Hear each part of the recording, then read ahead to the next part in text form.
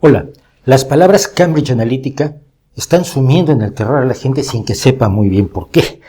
Vamos a tratar de explicar qué hizo esta empresa, qué hizo Facebook y sobre todo a qué es a lo que le debemos temer y a qué es lo que no le debemos temer, qué hicieron y sobre todo qué tenemos que hacer nosotros. Empecemos por la manipulación.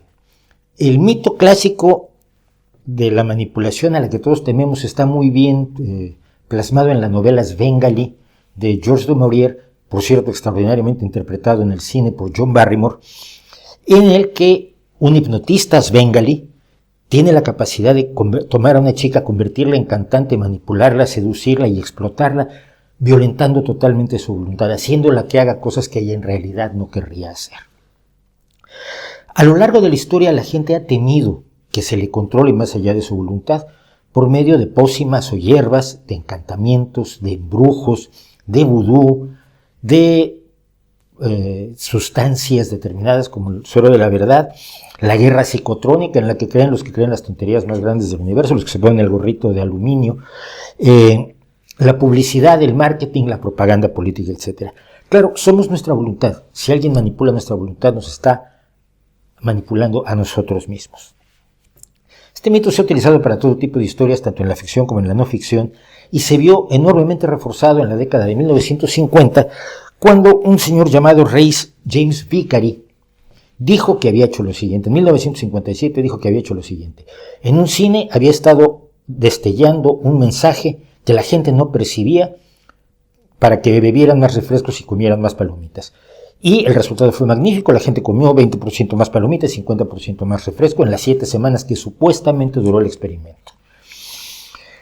El experimento fue un embuste, nunca ocurrió. Claro, la gente de psicología, gente que lo confrontó y que trató de replicar el experimento y vio que no se podía replicar, lo presionó, hasta que en 1962 James Vicary contó que no existía la publicidad subliminal, que se la había inventado porque él era un vendedor de publicidad, un asesor publicitario que estaba en malos tiempos y necesitaba un truco para atraer más clientes.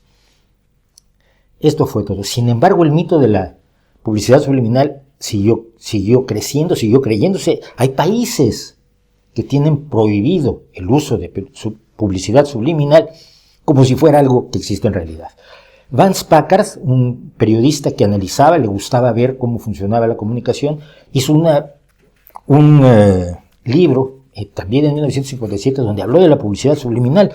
Se llamó Las formas ocultas de la propaganda, en español era The Hidden Persuaders, los persuasores ocultos en inglés. Poco después, Noam Chomsky, que es un excelente lingüista y una persona que en política mete muchísimo la pata, en su libro Manufacturing Consent, que en español no sé cómo se tradujo como Los guardianes de la libertad, también sugirió que los gobiernos nos manipulan al milímetro para conservar el poder y no poder, y que no pase absolutamente nada y todo sigue exactamente igual. La más simple evidencia de que este tipo de manipulación no se da es que nunca ha ocurrido. Si ocurriera, ni Chomsky ni Vance Packard se habrían dado cuenta. Estarían manipulados. Ni siquiera en los países donde ha habido una mayor capacidad de control de los mensajes que le llegan a la población, una propaganda incesante, machacona. Piensen en la Alemania nazi, piensen en Corea del Norte. Hay gente hay disidencia, hay gente que sabe que no es cierto, la mayoría de la gente sabe que está viviendo una ilusión, una mentira, y finge que está de acuerdo. Ese control es, y ha sido hasta hoy, absolutamente imposible. Otra cosa es que los seres humanos nos convenzamos unos a otros de distintas maneras para hacer distintas cosas. Oye, vamos al fútbol, no quiero ir, te voy a convencer, y somos sujetos de persuasión. La pregunta es entonces si hay una persuasión terriblemente poderosa y legítima o no la hay. La respuesta, al parecer, es que no. Pero esto se ha confundido muchísimo porque la publicidad, y en este caso una empresa como Cambridge Analytica, o como decía un amigo, Cambridge Apocalíptica o Cambridge Svengalíptica, que no quiere decir que sean buenas personas, tiene la capacidad de manipularnos demasiado. No, lo que hacen es lo que han hecho los publicistas toda la vida. Los publicistas saben que para vender algo necesitan saber a quién vendérselo. Su labor es crear mensajes adecuados, pero para el público adecuado. Esto se llama targeting, o segmentación o personalización. Targeting viene del inglés target, que significa precisamente la diana o el blanco, encontrar el blanco al que debes lanzar tus flechas para sacar el mayor partido posible. El ejemplo clásico es el de venderle neveras a los Inuit en Alaska. Si tú quieres vender neveras a los Inuit en Alaska, tienes o que encontrar alguna forma en que les resulte útil, o vas a fracasar y vas a quebrar. Si vendes pañales para bebés, ¿a quién diriges tus mensajes? Pues a las parejas que tienen bebés. No se las diriges a adolescentes solteros sin bebés, porque ellos raramente van a comprar pañales. Y si gastaras millones de euros publicitando pañales para bebés en sectores de jóvenes sin hijos, adolescentes con otras preocupaciones, pues vas a tirar tu dinero publicitario. Tienes que saber quién está abierto a tu mensaje, quién le puede interesar por necesidad, por gusto, por trabajo, por aspiraciones, por convicciones, por cualquier motivo, tu mensaje y tu producto o las atribuciones que le des a tu producto les puede interesar. Lo que se busca pues es identificar a esta persona. Nadie, ningún publicista va a gastar millones para convencer a los madridistas que compren merchandising del Barça. Lo que sí va a hacer es conocer cómo son los aficionados al Barça. A lo mejor comparten otra cosa. A lo mejor la mayoría de los aficionados al Barça también les gusta la Fórmula 1, qué sé yo. Y entonces, a través de la relación Fórmula 1-Barça pueden vender más merchandising. Esto es conocer a tu público. Esto es que muchas personas se vean reducidas a las pocas personas que sí te van a comprar, o que sepas cómo hacer para que otros te compren. Luego viene la empresa. Steve Bannon, este personaje que ha sido asesor de Trump, que es uno de los grandes ideólogos de la ultraderecha neonazi estadounidense, lo que él llama nacionalismo blanco, y que tiene una enorme cantidad de dinero, buscó una forma de hacer targeting para encontrar a la gente que ayudaría a promover la derecha en los Estados Unidos. Y para eso en 2013 se acercó a una empresa que hacía trabajos de psicografía para el gobierno británico, para distintos ejércitos y para políticos, y le propuso crear una nueva empresa que se llamó Cambridge Analytica, que no tiene nada que ver, por cierto, con la Universidad de Cambridge, y que se dedicaran a buscar cómo promover a la ultraderecha en los Estados Unidos, a la derecha que tiene una presencia en Estados Unidos, pero que él siempre ha buscado empujar más hacia la derecha. Y su idea era colocar a Trump en la presidencia. Esto ocurrió en 2013, antes de que Trump dijera que quería ser presidente, pero al mismo tiempo sabemos que Trump le dijo a Vladimir Putin que quería ser presidente 1 o 2 años antes de que lo supieran los estadounidenses. Cambridge Analytica lo que hizo fue identificar a su target, a su segmento, para saber a quién mandarle sus mensajes. Ese era su trabajo. Y en este trabajo se les unió, buscando cómo obtener muchos datos de muchas personas, se les unió curiosamente un ruso estadounidense, Alexander Kogan, profesor de Cambridge, que tenía una aplicación para el estudio de la personalidad llamada This is Your Digital Life. Esta es tu vida digital. Él les pasó esta aplicación se le ofrecieron a los usuarios de Facebook hacer un test de personalidad, les daban dinero a cambio de que hicieran el test de personalidad, y un total de 270,000 personas hicieron este test de personalidad entre 2014 y 2015. Y a través de esta app obtuvieron los datos de 50 millones de personas. ¿Cómo lo hicieron? Bueno, Facebook tenía una forma de permitir que algunos desarrolladores accedieran con sus aplicaciones no solo a los datos de la persona, sino a los datos de sus amigos y a datos que solo compartían entre amigos. Usted, si no se ha dado cuenta muchas veces, cuando una app le pide acceso a Facebook o que se identifique a través de Facebook, le dice, Facebook recibirá tal y cual información, la aplicación recibirá tal y cual información tuya de Facebook. La mayoría de la gente da clic sin siquiera ver qué es la información que se le va a pasar, su información personal que se le va a pasar a esta app. Evidentemente era un problema que Facebook estuviera permitiendo el acceso a datos que no son estrictamente privados, pero que no son estrictamente públicos, los datos que se comparten entre amigos. Entre otros desarrolladores, Kogan tenía permiso de hacer esto, no debería tenerlo, pero tenía permiso de hacer esto porque era un investigador científico o como tal se presentaba.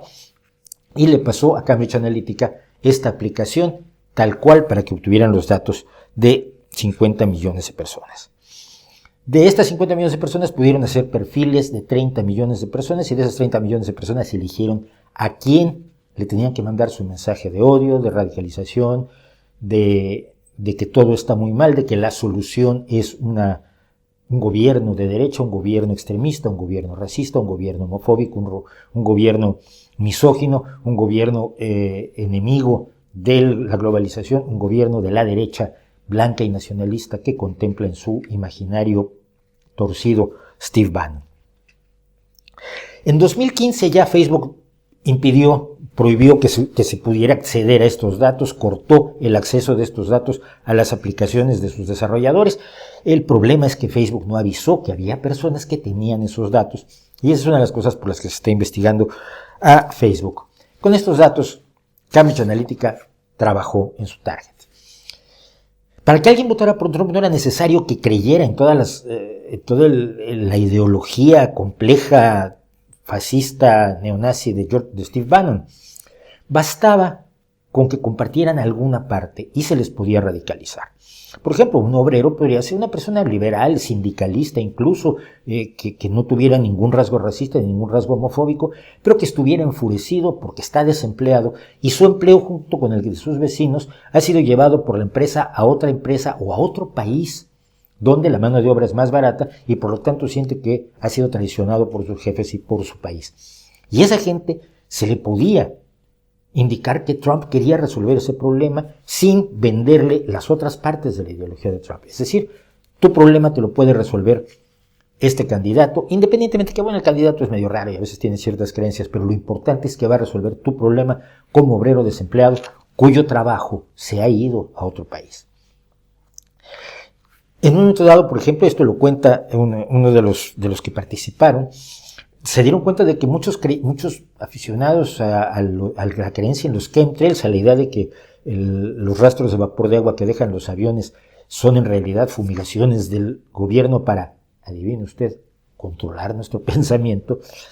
Mucha de esa gente era partidaria de Trump, entonces se abrieron grupos en Facebook de chemtrails donde se hablaba de los chemtrails como una cosa que estaba haciendo Obama y como una maldad de los demócratas, y para detenerlos era necesario votar por Trump, porque si no nos iban a seguir fumigando y controlando nuestra mente, suponiendo que estas personas tuvieran mente, que no lo sabemos.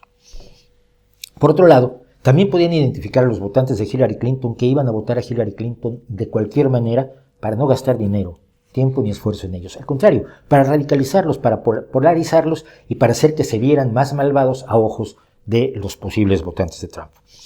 Los perfiles psicológicos daban una idea de a quién había que enviar qué tipo de mensajes, pero nada más. Esto se puede hacer a mano, salvo los datos semiprivados entre amigos, se puede hacer perfectamente a mano, y yo se lo demostraba yo a alguien en Twitter. Con su nombre de Twitter lo busqué en Facebook, le dije, mira, tú vives en tal ciudad, estudiaste en tal y tal universidad, trabajas en tal empresa, te gustan tales tipos de cosas y tus amigos son fulano, sutano y mengano. ¿Cómo lo sé? Porque fui a visitar tu perfil en Facebook y está público, cualquiera lo puede ver. Puedo ver quiénes son tus amigos y puedo ir a los perfiles de tus amigos y salvo que lo tengan privado, también puedo acceder a muchos datos de tus amigos. Muchísimos datos. ¿Qué tipo de cosas te gustan? ¿Te gustan los cómics? Descubrí que a este chico le gustaban los cómics, que era un aficionado a los cómics. Yo, por supuesto, si en tu ciudad yo hago una convención de cómics, te voy a mandar mi mensaje, te voy a mandar publicidad a ti. Oye, ven a la convención, va a haber gente interesante, vienen dibujantes, vente a gastar tu dinero aquí. Es lo normal. Es lo que hacen todos los publicistas. Se puede hacer a mano con los datos públicos perfectamente. Por supuesto, reunir los datos de 50 millones de personas no es barato, ni es fácil, requiere años y años de trabajo de cientos y cientos de personas a un costo altísimo. Lo que hizo la aplicación de Alexander Kogan fue conseguir que en poco menos de un año tuvieran todos estos datos para buscar su target.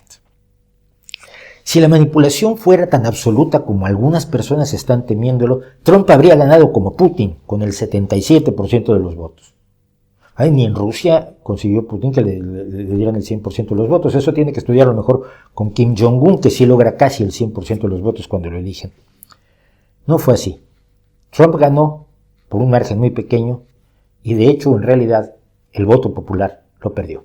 Los esfuerzos basados en estos datos, esfuerzos que además hicieron otros participantes en la campaña de Putin, como las granjas de trolls rusos, que también compraron publicidad en Facebook, se centraron en estados con poca diferencia entre los candidatos y muchos votos electorales en juego.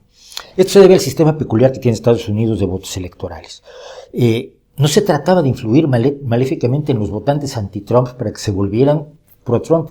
Eso no se puede hacer. Se trataba de convencer a unos pocos ciudadanos con ciertas características que fueran a votar, porque muchos de ellos eran abstencionistas. Gran parte de la derecha estadounidense es abstencionista. Gran parte de Estados Unidos es abstencionista. El 42% de los electores no se presentaron a votar en la elección de Clinton contra Trump. Se agitó la división social y religiosa, como decíamos, para polarizar a la gente y hacer ver al otro como más malvado y hacer ver más necesario votar por Trump, ir y votar por Trump. Y luego, por supuesto, se atacó a la gente que estaba en la duda entre Hillary Clinton y Donald Trump para favorecer que su voto se decantara por Donald Trump. Se centraron en tres estados que había ganado Obama en las elecciones anteriores, pero que tenían una diferencia de votos muy pequeña entre Clinton y Trump. La idea era cambiar ese pequeñísimo porcentaje y vamos a ver qué tan pequeño fue. Michigan, Pensilvania y Wisconsin son tres estados que suman 46 votos electorales, 46 votos en el colegio electoral. La diferencia en favor de Clinton era muy pequeña y el esfuerzo que se hizo para mover a la gente logró que esos tres estados ganaran la elección Donald Trump por menos del 2%. Y al ganar esos estados se hizo con el colegio electoral. Según el Washington Post, en total, la diferencia en esos tres estados la marcaron sumados 107,000 electores. El 0,09% de los votantes marcaron la diferencia. En Michigan, por ejemplo, la diferencia fue de tan solo 11,837 votos. Con ellos Trump ganó la elección pese a haber perdido en votos por casi 3 millones de votos, 62,900,000 que obtuvo él contra 65,800,000 que obtuvo Hillary Clinton. Es decir, este esfuerzo lo que hizo fue mover a muy pocas personas que ya tenían una afinidad con los mensajes de Trump. También basta un porcentaje muy pequeño para el Brexit. Por cierto, Cambridge Analytica primero confesó haber participado con los promotores de la salida del Reino Unido de la Unión Europea y luego dijo que no lo había hecho, lo cual nos deja la duda. Lo están investigando los periodistas británicos a ver si tuvieron que ver con ese cambio extraño que hubo de unos pocos votos movidos en favor del Brexit. En los panoramas electorales muy fragmentados o muy polarizados, una pequeña diferencia puede ser muy grande. No es una conspiración para controlarnos como a los suplantadores de personas que había en la película Los asaltantes de cuerpos, un clásico de la conspiración que se ha hecho 2 veces en cine, sino un trabajo de grandes números para hacer pequeños cambios enormemente relevantes. Si esos pequeños cambios son relevantes es por la forma en que estamos construyendo nuestras propias sociedades, nuestras propias democracias, donde un 1% puede decidir entre 5 partidos cuál es el que va a tener el poder, o que por un porcentaje mínimo algunos crean que pueden declarar la independencia. ¿Cuál es entonces nuestra responsabilidad si somos nosotros los que podemos cambiar de opinión por influencias de este tipo? ¿Cuál es nuestra responsabilidad? Estos perfiles se van a seguir haciendo. Estos intentos por saber qué quiere, cómo piensa el electorado, el público, el consumidor, etcétera, se van a seguir haciendo. No hay forma de detenerlo. La psicología se va a seguir utilizando para descubrir mejores formas de averiguar cómo vendernos cosas y si somos susceptibles de que nos vendan o no cosas, como la han usado los demagogos en la Grecia antigua, como la han usado los vendedores a lo largo de toda la historia humana. Es un problema de grado, no es un salto cualitativo en realidad. Es un problema de que ahora se puede hacer de otras maneras, pero es lo mismo que se ha hecho siempre, porque toda relación humana tiene un elemento de persuasión continua, de persuadirte de vamos a comer al lugar al que yo quiero, porque cocinan muy bien, porque ahí hay algo que no has probado, que te gusta mucho. Todo lo que hacemos continuamente es persuasión. Tenemos que identificar la persuasión legítima de la ilegítima y la obtención de datos legítima de la ilegítima, combatir los ilegítimos. Pero lo que pasa es que gran parte de esa batalla ocurre dentro de nuestras cabezas. Si sabemos que esto existe, tenemos que vacunarnos no solo contra el uso inadecuado de nuestros datos. Si usted no quiere que ciertos datos suyos no sean públicos, no los publique en Facebook. Si usted no quiere que alguien pueda saber que a usted le gusta muchísimo la música del jazz de los años 30, no se dedique a hablar de que le gusta el jazz de los años 30, no se meta a grupos que se dedican a comentar el jazz de los años 30 y no ponga videos de Tuba Skinny en su perfil de Facebook. Porque si lo hace, cualquiera va a saber con mucha facilidad que usted es aficionado a este tipo de música. Pero hay otra cosa. Si gran parte de nuestros datos no los podemos controlar, porque finalmente darnos a conocer es compartir nuestros datos con la gente que nos rodea, desde nuestros empleadores hasta nuestros amigos, contra lo que tenemos que vacunarnos es contra los mensajes derivados de este tipo de targeting, de este tipo de segmentación. ¿Qué mensajes suenan demasiado buenos para ser ciertos?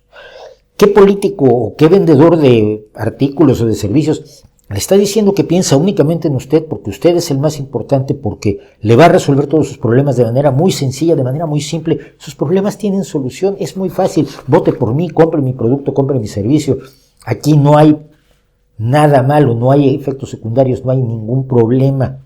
Solo haga lo que le digo y va a funcionar. Porque usted tiene razón, usted es simpático, usted es la persona más maravillosa que ha nacido en la historia de la humanidad. Y tiene usted razón en todo. Absolutamente tiene razón en todo.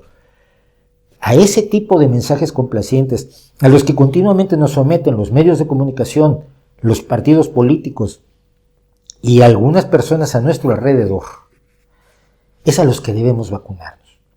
Ser escépticos con respecto a los mensajes que nos están haciendo llegar continuamente quienes quieren algo de nosotros. Yo decía que hay dos puntos básicos del pensamiento crítico. Uno es el que nada es gratis. En el universo nada es gratis. Si usted mete energía, si usted quiere sacar energía de algo, tiene que meter más energía antes. Es el principio de la entropía, la segunda ley de la termodinámica. Nada es gratis, todo requiere esfuerzo. Alguien lo pagó o alguien lo va a pagar y generalmente es usted. El concepto gratis debe levantar sospechas inmediatamente. El otro concepto básico para el pensamiento crítico es que si parece demasiado bueno, seguramente es demasiado bueno. Y el tipo de mensajes que se crean para llegar a nosotros y persuadirnos es de este tipo de mensajes. Nos ofrecen algo gratis o nos ofrecen algo demasiado bueno para ser cierto. Hay muchísimas empresas que hacen esto constantemente en todo el mundo. Todos los partidos, incluso el suyo, que es de gente tan simpática, lo hace. Porque si no lo hace, pierde competitividad ante los que sí lo están haciendo. Y no es ningún secreto que se haga. Lo que pasa es que los medios de comunicación tampoco suelen contárselo, porque ellos también suelen hacer sus estudios de mercado para saber a quién le pueden sacar una suscripción del periódico, porque si no consiguen suscripciones, si dicen algo que moleste a sus suscriptores, igual se quedan en la calle. Por eso los medios prefieren promover el pánico, el sensacionalismo y la desinformación que decirnos más o menos qué es lo que ha estado ocurriendo. Es mucho más grave dentro de todo este esquema. Es grave que se hayan compartido datos de Facebook, ya no se hace, pero habrá que castigarlos y habrá que exigir que no vuelva a ocurrir. Es mucho más grave lo que dijo el ahora defenestrado CEO, el director general y presidente de Cambridge Analytica, Alexander Nix, en una investigación que hizo el Canal 4 de la televisión británica, que salió hace unos días, donde él confesaba cómo utilizan el soborno, el chantaje y el uso de mujeres ucranianas para sobornar a los candidatos adversarios. Eso es delito directamente, lo confesó ante cámaras y debería estarnos preocupando mucho más porque eso que también se hace, que también sabemos que se hace, sí es directamente ilegal. En el otro caso, la información que se ha adquirido es bastante más pedestre, es bastante más simple y se le maneja de maneras que todavía son bastante limitadas pero que pueden mejorar en el futuro. Los únicos que podemos controlar nuestros datos y la credibilidad que le damos a los mensajes que nos gusta mucho escuchar somos nosotros mismos. Somos los responsables últimos de todo este escándalo, independientemente de las culpabilidades y de los problemas y de las irresponsabilidades y las ilegalidades que haya habido. Detrás de todo eso estamos cada uno de nosotros, nuestros datos y nuestra disposición a creerle al que nos habla bonito. Y quizás por allí es por donde debemos empezar. ¿No cree usted? Gracias por seguir al canal, gracias por ver los vídeos, gracias por darle me gusta, no me gusta. Y nuevamente les quiero pedir el apoyo en Patreon. Estamos ya reorganizando el estudio para empezar las entrevistas. Necesitamos recursos para traer a los entrevistados, para el decorado, para las cámaras. Necesitamos mucho apoyo en Patreon y solo nos lo pueden dar quienes han seguido estos vídeos y creen que vale la pena contar lo que contamos aquí. Muchas gracias.